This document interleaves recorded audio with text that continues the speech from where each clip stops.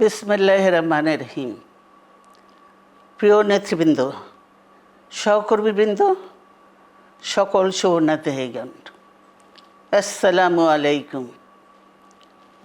প্রতি বছর মে মাসের এই দিনটি আমাদের পরিবারে আসে এক বেদনা বিধুর স্মৃতি নিয়ে। এই দিনে শুধু আমাদের পরিবার নয়, বরং সমগ্র দেশই হয়ে উঠে পড়েছিল বেদনার্ত ও অভিভাবকহীন। আমাদের প্রিয় মাতৃভূমি বাংলাদেশের জন্মের সাথে জড়িয়ে থাকা এক অবিচ্ছেদ্য নাম শহীদ প্রেসিডেন্ট জিয়াউর রহমান, যে চট্টগ্রাম থেকে স্বাধীনতার ঘোষণা করে তিনি এ দেশের সাথে তার নাম অবিচ্ছেদ্য করেছিলেন। সেই চট্টগ্রামেই এক সফল, সৎ, দূরদর্শী ও প্রকৃত দেশপ্রেমিক প্রেসিডেন্ট হিসেবে নিজের জীবন উৎসর্গ করেছেন।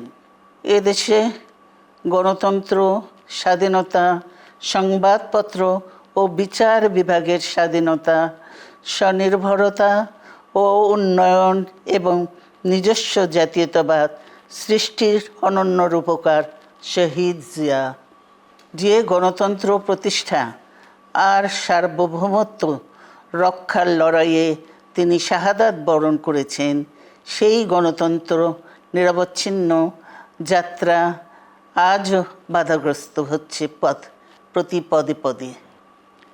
খুব শীঘ্রই আমরা বাংলাদেশকে গণতন্ত্রে পুনঃপ্রতিষ্ঠিত দেখতে পাব। এই হোক শহীদ জিয়ার শাহাদাত বার্ষিকীতে আমাদের অঙ্গীকার। এই লক্ষ্যে সুশৃঙ্খলভাবে এগিয়ে চলার জন্য আমি বিএনপির সকল পর্যায়ের নেতা কর্মী ও দেশবাসীর প্রতি আহ্বান জানাচ্ছি। মনে রাখবেন, সবার জন্য গণতন্ত্র ও উন্নয়নের মাধ্যমে সকল সমস্যার সমাধানের যে রাজনীতি শহীদ জিয়া রেখে গেছেন, তা বাস্তবায়নের মাধ্যমে তার প্রতি শ্রদ্ধা জানাতে হবে। আমরা তার বিদায়ী আত্মার মাগফিরাত কামনা করছি। আল্লাহ হাফেজ। বাংলাদেশ জিন্দাবাদ।